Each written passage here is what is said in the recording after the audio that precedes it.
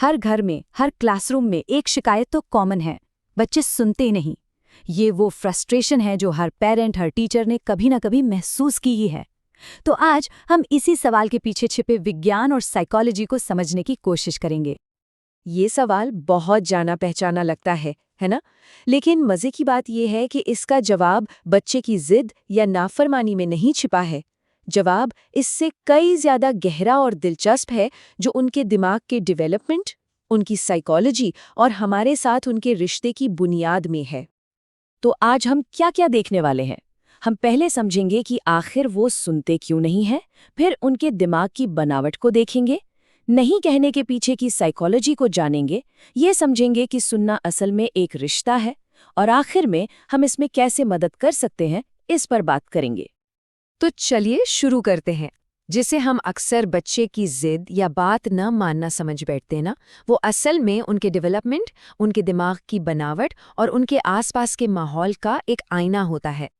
और यहीं पर इस पूरी बातचीत का सबसे ज़रूरी पॉइंट आता है। जब कोई बच्चा हमारी बात नहीं सुनता, तो वो जानबूझकर ऐसा नहीं कर रहा होता। असल में उनका दिमाग अभी उन इंस्ट्रक्शंस को प्रोसेस करने और उन पर अमल करने के लिए, कह सकते, पूरी तरह से तैयार ही नहीं है। ये बगावत नहीं, बल्कि बायोलॉजिकल सच्चाई है। अब बात करते हैं दिमाग के हार्डवेयर की। सोचिए कि बच्चे का दिमाग एक बिल्डिंग की तरह है, जो अभी बन रही है, मतलब अंडर कंस्ट्रक्शन है। और सुनने, समझने और खुद पर कंट्रोल रखने वाला हिस्सा तो सबसे आखिर में जाकर तैयार होता है।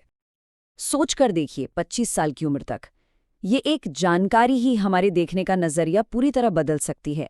मतलब जब हम एक 5 साल के बच्चे से उम्मीद करते हैं कि वो सब कुछ छोड़कर हमारी बात ध्यान से सुने, तो हम असल में उससे एक ऐसे दिमागी टूल का इस्तेमाल करने को कह रहे हैं जो अभी बना ही नहीं है। इसे और आसान भाषा में समझते हैं। ये जो प्री फ्रंटल कॉर्टेक्स है ना, या पीएफसी, ये हमारे दिमाग का बॉस या सीईओ है। यही हमें सोच समझकर फैसले लेने, अपने इमोशंस को कंट्रोल करने और किसी भी बात को फॉलो करने में मदद करता है। और बच्चों में ये सीईओ अभी बस ट्रेनिंग पर ही होता है। पता है, बच्चे के दिमाग के अंदर ना एक मज़ेदार लड़ाई चलती रहती है। एक तरफ है लॉजिक से चलने वाला, धीरे धीरे काम करने वाला, सोचने वाला दिमाग, और दूसरी तरफ है बिजली की रफ्तार से काम करने वाला, बहुत पावरफुल इमोशनल दिमाग। और बचपन में ड्राइविंग सीट पर अक्सर यही इमोशनल दिमाग बैठा होता है। इसीलिए जब बच्चा खिलौना देखकर जिद करता है, तो उसका इमोशनल दिमाग कहता है, मुझे ये अभी चाहिए। जबकि सोचने वाला दिमाग, जो ये समझाता है कि अभी घर चलना है, वो बहुत धीरे काम करता है। तो होता क्या है कि जब कोई बच्चा बहुत ज़्यादा गुस्से में होता है, ज़मीन पर लोटपोट हो रहा होता है, तो उसका सोचने वाला दिमाग एक तरह से किडनैप हो जाता है। उस वक्त वो सचमुच में आपकी बातें सुन या समझ नहीं सकता। तो ऐसे में थोड़े गुस्से में ये कहना कि मेरी बात सुनो, इसका कोई असर नहीं होता। अच्छा, दिमाग के हार्डवेयर की बात तो हो गई। अब आते हैं उसके सॉफ्टवेयर पर। चलिए उन साइकोलॉजिकल वजहों को समझते हैं जो बच्चों को हमारी बात का विरोध करने और नहीं कहने के लिए उकसाती हैं। एक बहुत फेमस साइकोलॉजिस्ट थे, पियाजे। उन्होंने बताया कि छोटे बच्चे ना दुनिया को सिर्फ अपनी नज़रों से देखते हैं। इसलिए जब कोई उनसे कहता है तुम्हारे शोर मचाने से मुझे परेशानी हो रही है, तो वे शायद इसका मतलब ही ना समझ पाएं। ऐसा नहीं है कि उन्हें परवाह नहीं है, बल्कि वे सचमुच में आपके नज़रिए को समझ ही नहीं सकते। और ये तो बहुत ही इंटरेस्टिंग है। जब 2-3 साल का बच्चा हर बात पर नहीं कहता है, तो वो असल में अपनी एक अलग पहचान बना रहा होता है। उसका नहीं कहना ये बताता है, मैं एक अलग इंसान हूँ और मेरे अपने विचार हैं। तो अगली बार जब नहीं सुने, तो याद रखिएगा, आप एक नन्ही सी पर्सनालिटी को बनते हुए देख रहे हैं।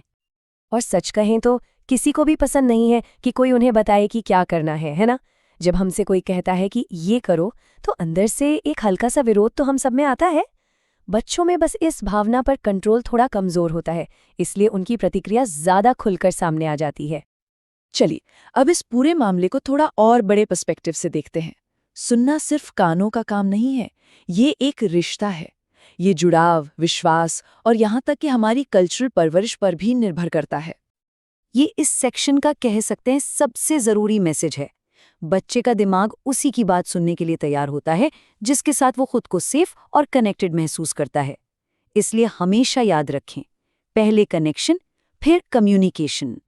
तो अगली बार जब लगे कि बच्चा बात नहीं सुन रहा, तो 1 सेकंड के लिए रुकिए और सोचिए, कि वो अपने बर्ताव से असल में क्या कहने की कोशिश कर रहा है। हो सकता है उसका न सुनना असल में मदद की एक पुकार हो, कि वो कौन सी ज़रूरत जताने की कोशिश कर रहा है। और ये जानना भी बड़ा मज़ेदार है कि कैसे अलग अलग कल्चर अच्छा सुनने को अलग अलग तरीके से डिफाइन करते हैं। एक कल्चर में सवाल जवाब को सीखने का हिस्सा माना जाता है, तो दूसरे में उससे बड़ों का अनादर समझा जा सकता है। ये अंतर अक्सर परिवारों में जेनरेशन गैप की वजह भी बनता है। तो चलिए अब आते हैं हमारे सबसे ज़रूरी और आखिरी हिस्से पर। इस विज्ञान और साइकोलॉजी को समझने के बाद अब सवाल ये है कि हम ऐसा क्या करें जिससे बच्चे हमारी बात सुने। चलिए कुछ असरदार तरीकों पर नज़र डालते हैं।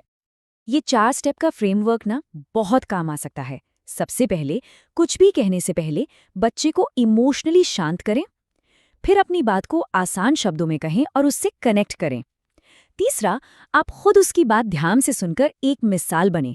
और आखिर में, जब वो आपकी बात सुने तो उसकी तारीफ ज़रूर करें। ये कुछ बहुत ही सिंपल लेकिन कमाल के असरदार तरीके हैं। बच्चे की भावनाओं को नाम देना, जैसे लगता है तुम्हें बहुत गुस्सा आ रहा है, उसे शांत कर सकता है। उनके लेवल पर आकर आई कांटेक्ट बनाकर बात करने से एक कनेक्शन बनता है। और सबसे ज़रूरी, जब वे बोले तो अपना फ़ोन छोड़कर सच में उनकी बात सुने। आखिरकार ये सब उन्हें वही इज्जत देने के बारे में है जैसी हम अपने लिए चाहते हैं। तो इस पूरी बातचीत को हम इसी एक शक्तिशाली सवाल पर खत्म करते हैं। क्या हो अगर हम बच्चे के न सुनने को एक प्रॉब्लम की तरह देखना बंद कर दें और उसे एक सिग्नल, एक मौके की तरह देखें, उनके साथ और गहराई से जुड़ने का एक मौका।